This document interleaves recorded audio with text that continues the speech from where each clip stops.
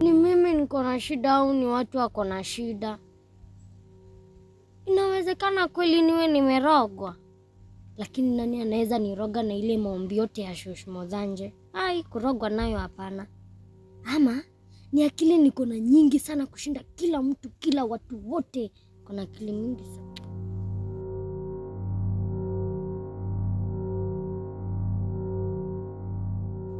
Mungu, si unieleze vile tu uliniumba. Hata kama tu ni kwa ndoto Mungu. Si Mungu uliniumba tu nikiwa sawa. Si ndio Mungu? Si Mungu ni ukweli? I sing a sweet song for you every morning. I suddenly I will let the one on my table.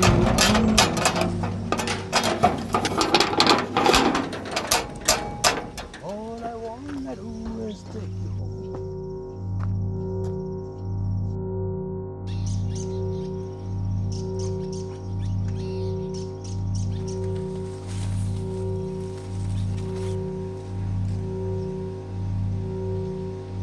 Hey.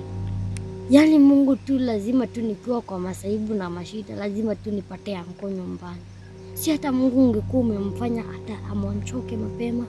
Ungekuwa umemtoa ni kuterada ikuwa safi. Lakini msawa tu. Uncle, peace be with you.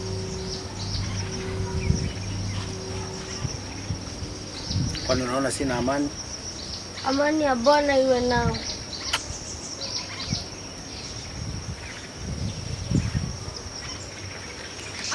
Uncle, nikuulize swali. Uliza swali. Si ulize. Uncle, kwani binadamu anakuanga na vidole ngapi za mkono? Kwani binadamu? Siwezabu hivyo vidole vyako uweze kujibu hilo swali. Mbona unauliza the obvious? Okay, thank you. Lakini uncle, kwa leo tu unaweza niruhusu tuhesabu na vidole zako? Sababu zangu ni tofauti na zako. Katika tuhesabu pamoja. Aka vidole zote uncle.